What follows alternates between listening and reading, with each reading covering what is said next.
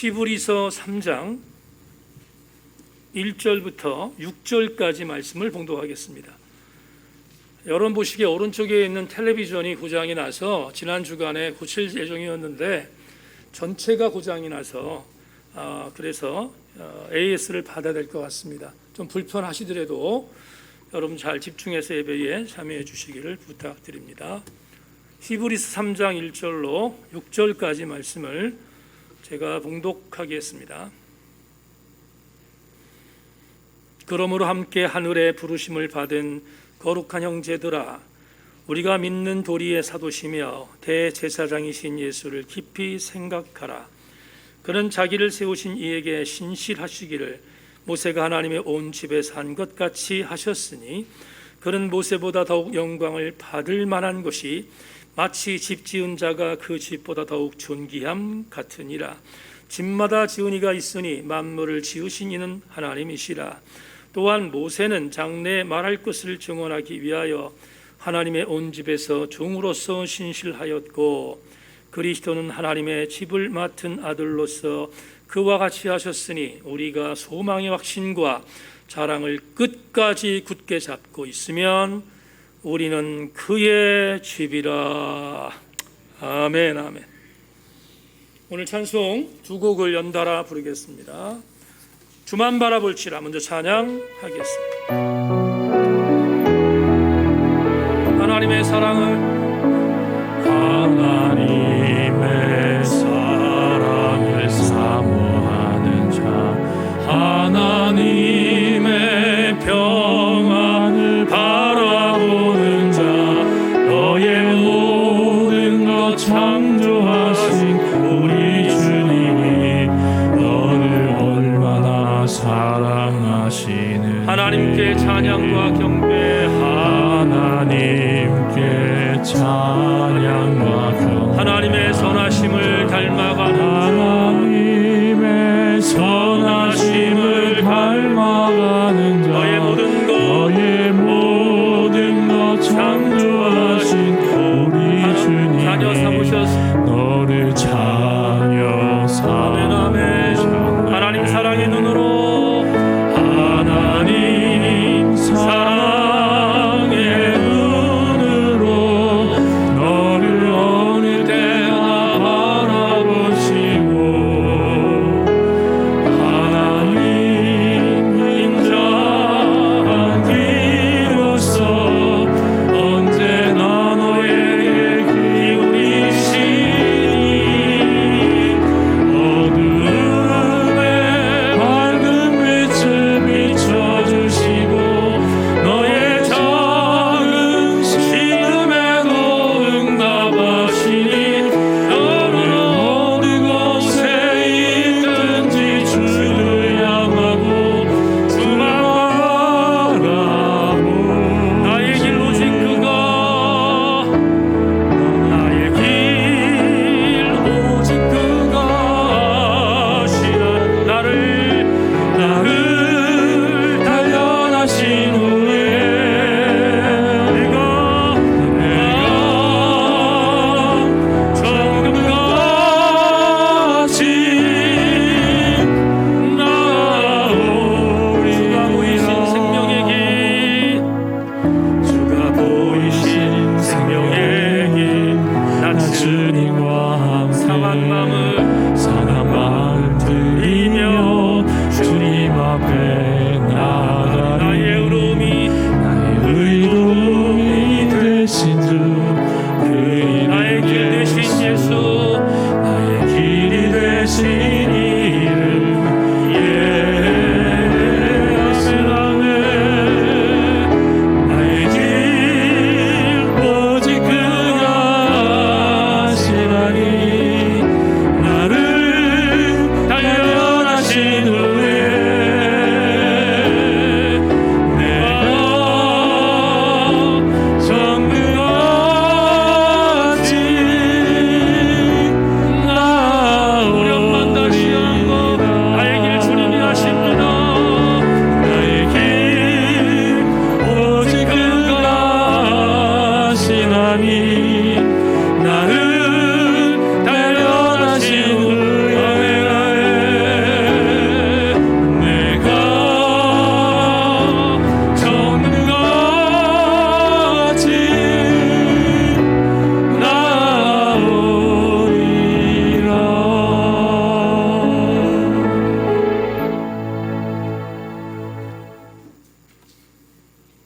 대강절 네 번째 주일에 말씀을 지금부터 선포할 터인데, 말씀이 떨어지고 나면 주만 바라보게 하시고, 말씀이 떨어지고 나면 나의 길 주께서 하심을 믿고 믿음으로 달려가는 결단의 시간이 되게 하여 주시옵소서.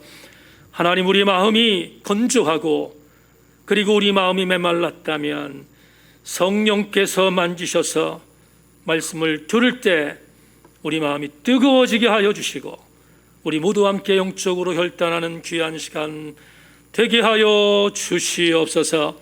성령이 우리와 함께 하실 것을 기대하며 비대면으로, 줌으로, 유튜브로 예배하는 우리 모든 교우들, 하나님 있는 저처에서 직접 찾아가 주셔서 만져 주시옵소서. 특별히 수빈이가 출산을 앞두고 있습니다. 많이 두렵고 떨릴 터인데 집도하는 의사 실수하지 않게 하시고 하나님 귀한 쌍태아가 태어나 기쁨 되게 하시고 산모도 건강하게 하여 주시옵소서. 하나님의 은혜를 기대하며 예수 그리스도의 이름으로 기도하옵나이다. 아멘. 한 번 더 인사합니다. 말씀에 기대를 거십시다. 인사하겠습니다. 말씀에 기대를 거십시다.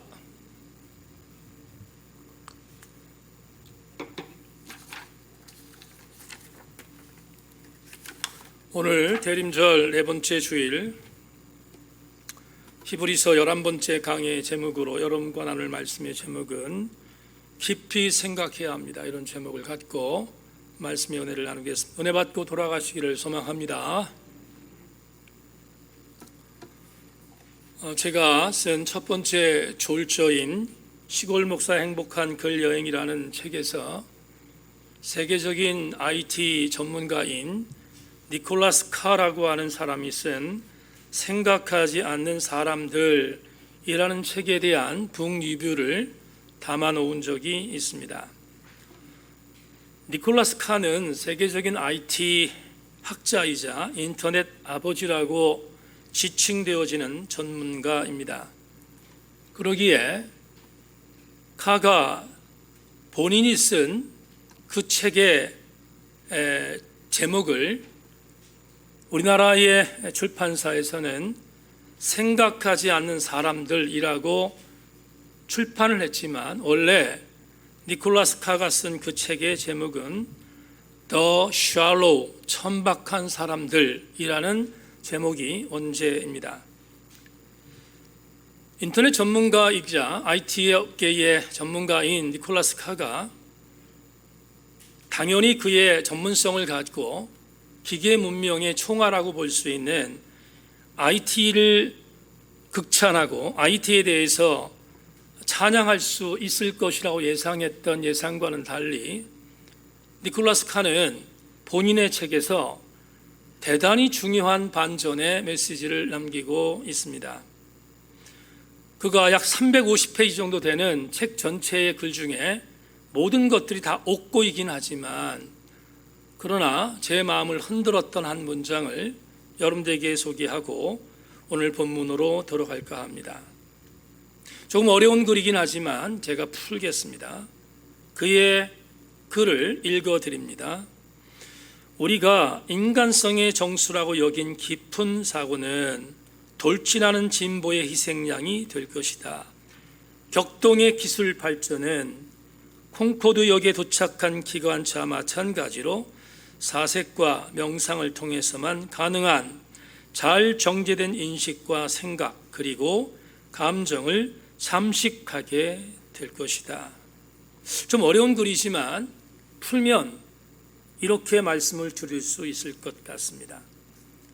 보편적으로 사람들 모두가 IT라고 하는 현대 문명의 최고의 첨단 영역에 살면서 많은 혜택을 받았다는 것입니다. 여러분, 제가 제천 톨게이트를 지날 때 이전에 여러분들도 잘 아는 장명자 집사를 볼 수 있었습니다. 그런데 지금 톨게이트를 지날 때 장명자 집사를 볼 수가 없습니다. 왜냐하면 톨게이트의 모든 직원들이 오토매틱 시스템으로 되어 있는 자동 시스템에 쫓겨났기 때문입니다. 어디 그뿐이겠습니까? 수많은 자리들이 IT에게 자리를 뺏겨서 지금 수많은 사람들이 인간의 일자리를 잃고 있는 시대가 되었습니다. 일자리를 잃는 것도 비극이지만 더 끔찍한 비극은 그 IT 기계들에게 우리의 생각을 빼앗겼다는 것입니다. 여러분 휴대폰에 있는 직계 가족을 뺀 나머지 사람들의 전화번호를 알고 계십니까? 남 얘기할 것 없이 저도 제 아내와 제 아들 전화번호 말고는 타인의 전화번호를 외우지 않습니다. 휴대폰이 다 기억해 주니까. 그런데 비극이 뭡니까? 우리는 점점점 그렇게 생각하지 않아 문해가 되고 있다는 것입니다. 니콜라스 칸은 이것을 우리에게 IT의 전문가임에도 불구하고 경고하고 있습니다. 인간은 뇌를 갖고 태어납니다. 하나님이 주신 최고의 선물입니다. 그런데 이 뇌를 쓰지 않습니다. 뇌를 쓰지 않으니 당연히 생각하지 않습니다. 성찰하지 않습니다. 그래서 우리의 뇌는 죽어가고 있습니다. 이것을 전제한다면 오늘 히브리서 3장 1절에 기록되어 있는 이 말씀은 우리 그리스도인들에게 대단히 중요한 메시지를 남기고 있습니다. 1절을 보겠습니다. 그러므로 함께 하늘의 부르심을 받은 거룩한 형제들아, 우리가 믿는 도리의 사도이시며 대제사장이신 예수를 깊이 생각하라. 다 같이 아멘. 이 구절을 오늘 시작함으로 여러분들에게 잠시 설명할까 합니다. 3장 1절에 히브리서의 저자는 히브리서의 독자들에게 아주 단발마적인 메시지를 남겼습니다. 예수를 깊이 생각하라는 권면입니다. 여기 예수를 생각하라고 하지 않고 예수를 깊이 생각하라 이렇게 말했습니다. 헬라어 단어 카타노에오라는 이 단어를 번역한 것인데 이걸 유진 피터슨이 메시지의 번역에서 더 구체적으로 카타노에오를 번역했는데 여러분들에게 읽어드리겠습니다. 그러므로 사랑하는 그리스도인 친구 여러분, 높은 것을 향한 부르심을 따라 사는 동료 여러분, 예수를 진지하고 주의 깊게 바라보십시오. 그분은 우리의 중심이시며 하나님이 맡기신 모든 일에 성실하신 분이십니다. 노란 것, 진지하고 주의 깊게 라는 단어가 카타노에오입니다. 그러니까 예수를 깊이 생각하라는 깊이 생각은 진지하고 주의 깊게 예수를 바라보라는 의미가 담겨 있다는 것입니다. 대림절 네 번째 주일 우리 교우들에게 질문하면서 본문을 성찰하겠습니다. 이 질문에 답하십시오. 예배드리는 교우 여러분, 얼마나 여러분은 예수 그리스도에 대하여 진지하게 주의 깊게 살피고 계십니까? 생각하고 계십니까?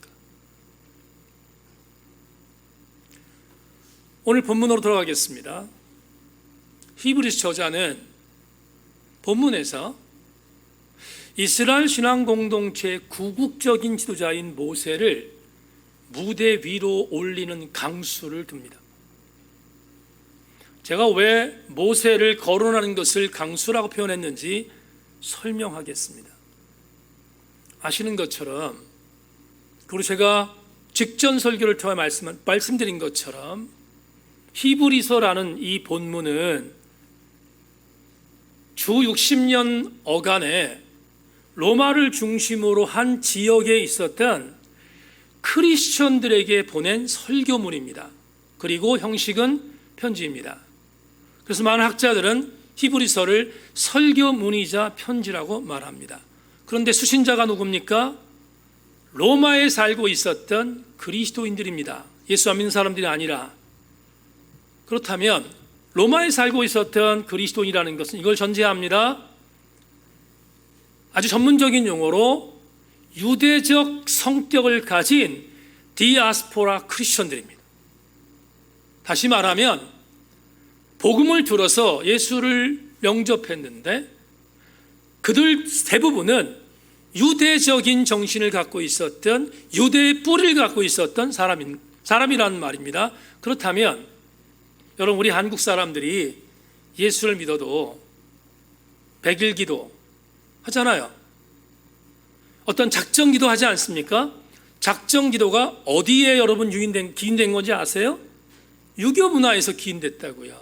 똑같은 의미인데 아무리 예수 믿는 한국인이라 할지라도 유교적인 전통에 대한 부분을 완전히 버릴 수 없는 것처럼 본문에 있는 히브리서의 독자들은 유대적인 그리스도인들이었기 때문에 유대 정신에 대해서 그들은 포기할 수 없었던 것입니다. 그렇다면 이들에게 있어서 모세는 엄청난 존재이지 않겠습니까? 일반적으로 유대인들에게 있어서의 모세는 절대적 권위였습니다. 조금 과장해서, 원고에는 없지만 조금 과장한다면 하나님 다음이었어요. 그만큼 모세는 엄청난 권위의 유대의 정신이었습니다. 그도 그럴 것이 430년 동안 종살이하던 이스라엘 백성들을 구원해낸 지도자니 안 그렇겠습니까? 그렇다면 어느 모로 보든 모세를 건드리면 용서가 되지 않는 일이었습니다. 그런데 오늘 본문에서 히브리서 저자가 이 모세를 건드립니다. 제가 일부 예배 때 모세를 건드렸다 그랬는데, 건드리단 말은 인천 사투리입니다. 여러분, 제가 표준말로 바꾸겠습니다. 모세를 건드렸습니다. 모세를 건드렸는데 어떻게 건드렸는지 오늘 본문이 우리에게 제시하고 있습니다. 2절 보죠. 2절에 이렇게 말합니다. 그는 자기를 세우신 이에게 신실하시기를 모세가 하나님의 온 집에서 한 것 같이 하셨으니. 이 구절을 주석 좀 해야 됩니다. 여러분, 그냥 무슨 말인지 모르니까 주석하겠습니다. 그는, 2절 다시 보세요. 그는 주어인 하나님이십니다. 하나님은 자기를 세우신 이에게, 누구겠어요? 하나님 당신을 높이 평가하여 하나님의 말에 순종했던 자, 아들 예수이십니다. 세우신 이를 정의한다면 아들입니다. 그런데 세우신 이에게 신실하시기를 모세가 하나님의 온 집에 산 것 같이 했다. 그러면 여기 하나님의 온 집이라는 단어는 이스라엘 신앙 공동체를 대명사로 만들 때 이렇게 씁니다. 대체적으로. 그러면 하나님의 온 집은 이스라엘 신앙 공동체일 것입니다. 이스라엘 신앙 공동체에서 모세가 신실하게 섬겼던 것처럼, 모세가 430년 동안 종살이하던 이스라엘 신앙 공동체를 광야 40년 동안 온전히 섬겼던 것처럼 하나님께서는 아들 예수에게도 이스라엘을 섬기겠다, 신실하게 섬기겠다. 여기까지는 모세와 아들이 동등한 것처럼 여겨져요. 그렇잖아요. 동등한 것처럼 여겨집니다. 그런데 우리가 3절부터 6절까지 말씀을 가기 전에 한 가지 짚어야 될 것이 있습니다. 모세가 왜 아들 예수에 대한 부분에 있어서 동등한 것처럼 맨 처음에 오늘 2절에서 저자가 얘기했을까? 이유가 뭘까? 그 이유는 모세와 아들 예수를 비교할 일이 남았기 때문입니다. 그러려면 히브리서 저자는 강심장을 가져야 돼요. 아까 말씀드렸죠? 모세를 건드리면 용서받을 수 없는 일이기에. 그런데 건드리기 전에 우리가 알아야 될 것이 있습니다. 모세의 권위입니다. 여러분, 민수기 12장 1절로 7절 말씀 지금부터 읽어드릴 것인데, 유대 율법주의자들이 절대로 한 자도 건드리면 안 되는, 한 자도 건드리면 안 돼요. 그건 엄청난 불경한 죄고요, 용서받지 못할 죄인데, 그렇게 건드릴 율법을 뭐라고 표현하냐면 미드라슈라고 합니다. 모세 오경 중에서 미드라슈에 해당되는 부분은 건드리면 안 돼요. 그런데 그 미드라슈, 건드리면 안 되는 그 내용이 민수기 12장 1절로 7절입니다. 어떤 내용인지 여러분들에게 읽어드리겠습니다. 모세가 구스 여자를 취하였더니 그 구스 여자를 취하였으므로 미리암과 아론이 모세를 비방하니라. 그들이 이르되 여호와께서 모세에만 말씀하셨느냐 우리와도 말씀하시지 아니하셨느냐 하매 여호와께서 이 말을 들으셨더라. 이 사람 모세는 온유함이 지면의 모든 사람보다 더하더라. 여호와께서 갑자기 모세와 아론과 미리암에게 이르시되 너희 세 사람은 회막으로 나오라 하시니 그 세 사람이 나아가매 여호와께서 구름 기둥 가운데로부터 강림하사 장막문에 서시고 아론과 미리암을 부르시는지라. 그 두 사람이 나아가매 이르시되 내 말을 들으라. 너희 중에 선지자가 있으면 나 여호와가 환상으로 나를 그에게 알리기도 하고 꿈으로 그와 말하기도 하거니와 내 종 모세와는 그렇지 아니하니 그는 내 오집에 충성함이라. 여러분, 이게 미드라시라고 했습니다. 유대인이라면 절대로 건드리지 말아야 할 금기입니다. 무슨 얘기 없습니까? 이 얘기입니다. 제가 좀 스토리텔링으로 말씀드리겠습니다.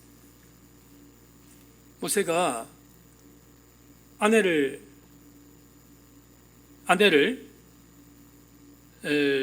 얻었습니다. 근데 구스 여자였습니다. 구스는 이티오피아를 의미한다고 학자들이 말합니다. 그렇다면 이 여자는 두 가지의 특징이 있을 것입니다. 첫째, 이방인입니다. 그렇죠? 두 번째, 학자들이 이거 가지고 논란의 여지가 있긴 합니다만은 그냥 말씀드립니다. 보편타당하게 해석하는 거니까 이티오피아 출신이니까 흑인일 수 있는 가능성이 있다는 것입니다. 그러니까 유대적인 문화 속에서 이티오피아 여자를 아내로 맞이한 모세를 형 아론과 누이 미리암이 인정할 수 없었던 것 같아요. 이건 표면적인 것입니다. 그런데 그건 빌미고요. 진짜 진의는 아론과 미리암이 기분 나빴습니다. 왜? 모세가 최고의 리더십이 인정된 사람이었음을 못마땅하게 여긴 것 같습니다. 그래서 구스의 여자를 아내로 취한 사건을 빌미삼아 좀 나쁜 말로 미리암과 아론이 반기를 들었습니다. 어떻게 반기를 들었는가 하면 이스라엘 회중들 앞에서 이렇게 말합니다. 하나님이 모세와만 말했는가? 아니다. 하나님이 우리도 함께 말했다. 우리와도 함께 말했다. 그러니까 모세의 리더십과 우리의 리더십은 동등하다는 거예요. 어떻게 보면 아마도 나쁜 말로 헤게모니 싸움에서 도전한 것입니다. 아마 모세는 그렇지 않았을 터인데 미리암과 아론은 헤게모니를 차지하겠다는 생각을 가졌던 것 같습니다. 근데 성경은 이렇게 말합니다. 이렇게 말하는 미리암과 아론의 말을 하나님이 들으셨다 이렇게 말합니다. 그런 뒤에 하나님이 곧바로 반응하십니다. 세 사람이 장막 안에 있었는데 하나님이 이렇게 말씀합니다. 세 사람은 내 앞에 나와라. 나옵니다. 여러분 장면을 그리세요. 세 사람이 나왔습니다. 나왔는데 세 사람이 멈춰선 그곳에서 하나님이 또 다른 명령을 내리셨습니다. 미리암과 아론은 앞으로 더 나와라 이렇게 말합니다. 모세는 뒤에 있고 미리암과 아론이 앞으로 나왔습니다. 아마 두 사람 떨렸을 겁니다. 그런데 하나님께서 주저하지 않고 두 사람에게 직격하셨어요. 뭐라고? 미리암과 아론아 들어라. 내가 이스라엘 회중과 소통하는 방법을 너희들이 알고 있지 않니? 내가 소통하고 싶을 때 선지자를 들었다. 그리고 그 선지자에게 어떤 경우에는 환상으로, 어떤 경우는 꿈으로 보여주며 내 뜻을 선지자에게 전했고 선지자들이 그들에게 이스라엘 공동체에 전했다. 이렇게 갑자기 말씀하신 주께서 대단히 중요한 말씀을 하나 남깁니다. 민수기 12장 마지막 절인데요. 그런데 미리암과 아론아 들어라. 너희들은 선지자의 레벨이야. 너희들은 내가 선지자를 세워 소통했던 그 소통의 레벨에 있는 자지만 모세는 그렇지 않아. 모세는 그렇지 않아. 이 말이 무슨 말입니까? 모세는 너희들과 레벨이 다르다는 거예요. 모세는 내가 특별히 준 영적인 리더십의 최고의 자리에 있음을 하나님이 인정하신 것입니다. 다시 말하면 하나님이 모세의 손을 들어주셨다 이 말이에요. 그렇다면 오늘 본문으로 들어가겠습니다. 다시 연결하겠습니다. 여러분, 히브리서 독자들은 적어도 민수기 12장 미드라시를 모를 리 없습니다. 왜요? 유대인 출신들이니까. 그들의 정신 중에서 미드라시는 생명과도 같은 것이었기에 잊을 리 없습니다. 보세요. 그렇다면 히브리서 저자는 무시무시한 모세의 권위에 대하여 건드리면 안 됩니다. 그런데 이제 건드리겠습니다. 3절부터 6절 본문 따라오십시오. 그는 모세보다 더욱 영광을 받을 만한 것이 마치 집 지은 자가 그 집보다 더욱 존귀함과 같으니라. 집마다 지은이가 있으니 만물을 지으신 하나님이시라. 또한 모세는 장래에 말할 것을 정언하기 위하여 하나님의 온 집에서 종으로 신실하였고 그리스도는 하나님의 집을 맡은 아들로서 그와 같이 하셨으니 우리가 소망의 확신과 자랑의 끝까지 굳게 잡고 있으면 우리는 그의 집이라. 여러분, 이건 그냥 말이 아닙니다. 혁명이지. 이 글을 누구한테 지금 전하고 있습니까? 모세의 권위를 건드리면 안 된다고 확신하고 있었던 유대적 크리스천들이 듣고 있습니다. 정말로 혁명적인 발언이 아닐 수 없습니다. 이 말이 뭡니까? 3절부터 6절 말씀이 뭡니까? 쉽게 말합니다. 이런 뜻입니다. 모세를 이스라엘의 온 집 공동체를 위해서 하나님이 선택하셨다. 그런데 모세는 하나님의 집을 위하여 신실하게 섬겼던 종이야 이렇게 말합니다. 종입니다. 그런데 히브리서 저자가 이렇게 말합니다. 그런데 말이다. 종이 아닌 주인이 있다는 거예요. 그 주인은 아들이신 예수 그리스도다 이렇게 말합니다. 여러분, 종과 주인이 어떻게 같을 수 있어요? 같지 않잖아요. 종은 종이에요. 주인은 주인입니다. 그렇다면 대단히 중요한 히브리서 저자의 갈파가 뭡니까? 이렇게 말하는 거예요. 모세를 아들과 비교하지 말라는 것입니다. 아들은 모세와 차원이 다른 최고의 리더십입니다. 예수가 그렇습니다.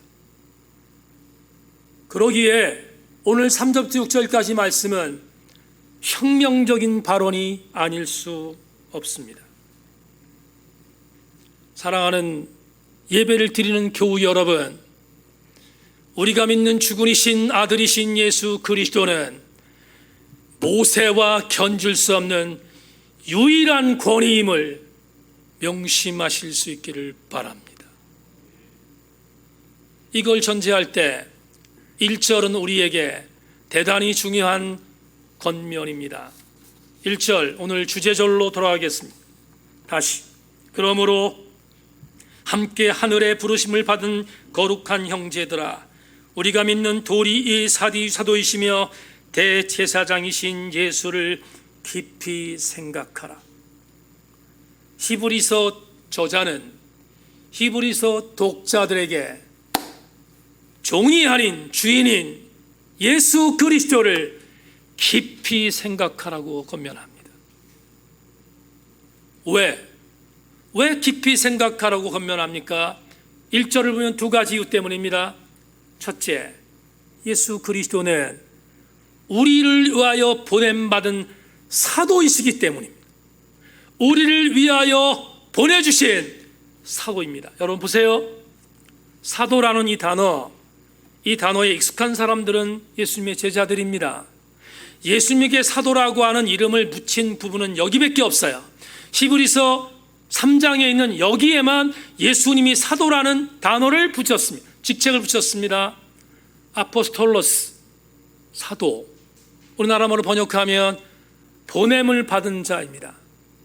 예수께서 당신의 정체성을 제자들에게 하셨던 요한복음 17장 18절에서 이렇게 말씀하십니다. 아버지께서 나를 세상에 보내신 것 같이 나도 그들을 세상에 보냈다. 주님은 당신의 정체성이 무엇인지를 분명히 했습니다. 나는 하나님 아버지로부터 너를 위하여 보내진 자 하나님이야. 그러기에 나 하나님은, 예수님 말입니다, 나 예수 하나님은 너희들을 또 보낼 수 있다, 이렇게 말씀하신 거예요. 그렇다면 여러분 좀 외연을 좁히겠습니다. 이게 왜 은혜입니까? 왜 오늘 본문 1절에 나와 있는 예수 그리스도께서 사도인 것이 은혜입니까? 왜 우리가 그걸 깊이 생각해야 합니까? 명심하십시다. 오늘 대강절 네 번째 주일에 예배를 드리는 한 사람 한 사람, 주모로 예배를 드리는 한 사람 한 사람, 얼굴은 보이지 않지만 유튜브로 예배를 드리는 한 사람 한 사람 모두에게 선포합니다. 당신 때문에 오셨습니다. 누가? 사도이신 예수가 당신 때문에 오셨습니다. 그러므로 우리는 나 때문에 오신 예수 그리스도를 카타노에오 깊이 생각해야 합니다. 두 번째, 왜 우리는 예수 그리스도를 깊이 생각해야 하는가? 1절에 후반절에 있는 말씀 때문에 그렇습니다. 예수님은 사도로 오셨지만 또 하나 그분은 대제사장으로 오셨습니다. 왜 우리가 대제사장에 정말 천착해야 하는가? 이유가 있습니다. 여러분, 이스라엘 원력으로 7월이 되면 7월 1일부터 열흘 동안 그들은 속죄 기간을 보냅니다. 그런데 이 속죄 기간을 보내는 마지막 날 7월 10일이 되면 이스라엘 신앙 공동체가 1년 동안 지었던 모든 죄를 용서받기 위하여 제사장 중에 제사장인 대제사장이 성소에 있다가 지성소로 들어갑니다. 제물들을 갖고 지성소로 들어갔습니다. 그리고 그 지성소에서 제물을 잡고 피를 뿌리고 여러 제사를 드렸습니다. 1년에 딱 한 번 7월 10일입니다. 그날을 대속죄일이라고 말합니다. 그러면 대제사장이 왜 7월 10일 날 들어가서 1년에 딱 한 번 제사를 드렸는가? 그때 그 제사를 드려야 이스라엘 공동체의 집단적인 죄가 용서받기 때문입니다. 그런데 주목할 것이 있습니다. 7월 10일 날 대제사장이 들어가 제사한 그 제사의 유효 기간은 1년입니다. 몇 년? 1년입니다. 이 말은 다른 말로 표현하면 그 다음에 7월 12일 날이 10일이 되면 또 제사를 드려야 합니다. 그 다음에 7월 10일이 되면 또 제사를 드려야 합니다. 유효기간 몇 년? 1년입니다. 1년. 대제사장이 7월 10일 날 드리는 제사의 유효기간은 1년이었습니다. 그런데 히브리서 10장 앞으로 보겠습니다. 히브리서 10장 11절로 14절에서 대제사장으로 우리에게 오신 예수님은 어떤 역할을 하셨는지 여러분 자막을 통해서 집중해 주기 바랍니다. 제사장마다 매일 서서 섬기며 자주 같은 제사를 드리되 이 제사는 언제나 죄를 없게 하지 못하거니와 오직 그리스도는 죄를 위하여 한 영원한 제사를 드리시고 하나님 우편에 앉으사 그 후에 자기의 원수들을 자기 발등상이 되게 하실 때까지 기다리시나니 그가 거룩하게 된 자들을 한 번의 제사로 영원히 온전하게 하셨느니라. 무슨 말입니까? 예수님이 우리에게 사도로 오셔서 아버지의 명령에 따라 십자가에 못 박혀 죽으신 제사는 1년이 유효기간이 아니라 유효기간 영원입니다. 다시 이 일로 인하여 제사를 드릴 것이 없는 영원한 속죄, 이강동 목사가 구원받은 말씀 히브리서 9장 12절은 말합니다.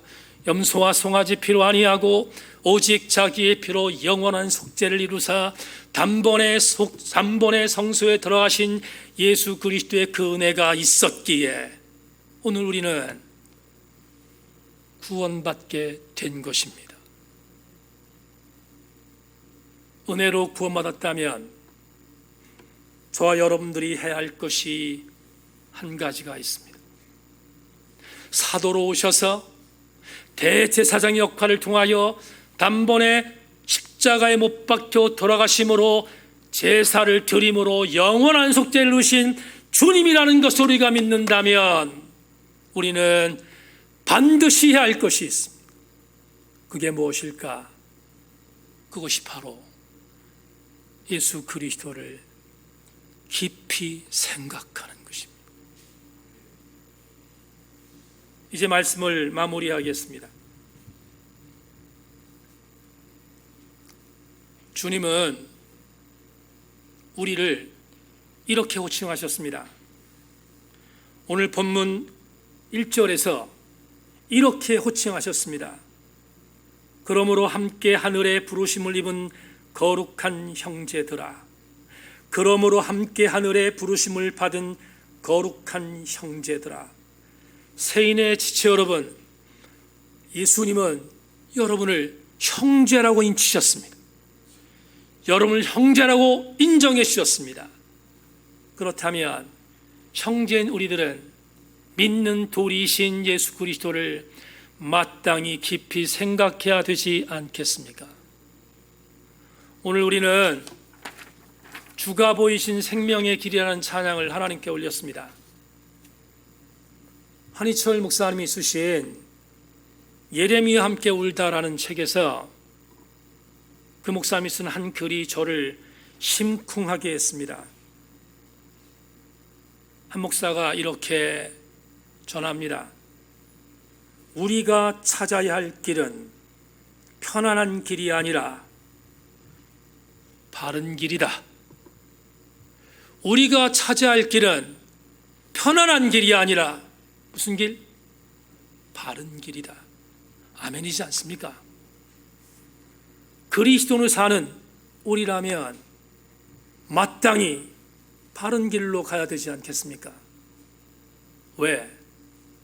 주가 보이신 생명의 길이 바른 길임을 믿기 때문입니다.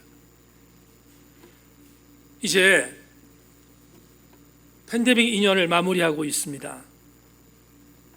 불과 한 달 뒤면 팬데믹 3년 차를 맞이하게 됩니다. 여러분, 진단해 보십시다. 지난 2년 동안 우리 어떻게 살았습니까? 한국교회의 성도들이 어떻게 살았을까 진단해 보십시다. 팬데믹 2년 동안 한국교회에 임한 최고의 재앙이 뭔지 아십니까? 여러분들 가운데서 목사님, 저는 거기에 속하지 않아요. 부인하고 싶을지도 모르겠지만, 그리고 정말로 속하지 않기를 바라지만, 지난 팬데믹 2년 동안 우리 세인교회는 물론 한국교회의 대부분의 신자들에게 임한 재앙은 이것입니다. 바른 길이 아니라 편안한 길을 찾은 것입니다. 2022년 새해가 되면 이런 소리가 많이 들릴 것입니다. 장담하거니와 단언하거니와 이런 소리가 많이 들릴 것입니다. 여러분의 귓전에 수없이 2022년 이런 소리가 들릴 것입니다. 세인교회 성도여, 너만 그런 거 아니야. 다른 사람도 그래. 내가 보거니와 세인교회 성도들 정도면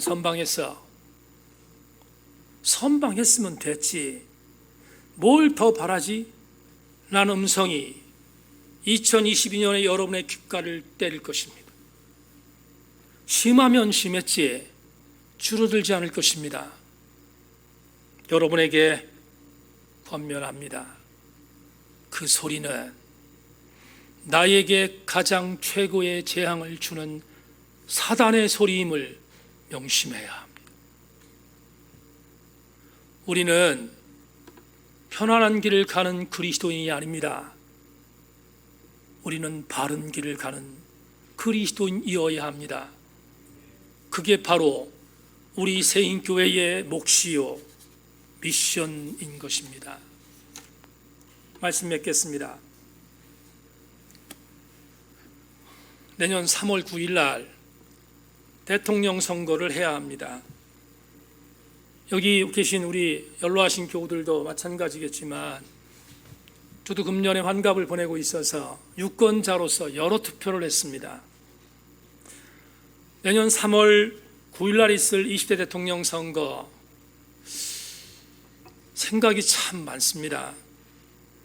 저도 목사지만 지지하는 정당이 있고 지지하는 후보가 있지 않겠습니까? 그런데 내년 3월 9일 날 있을 대통령 선거의 후보자들을 보면서 요즘 이런 생각이 듭니다. 누가 대한민국을 위해서 정말로 일꾼으로 헌신할 대통령 후보인가를 찾는 게 아니라 요즘에 이런 생각을 많이 합니다.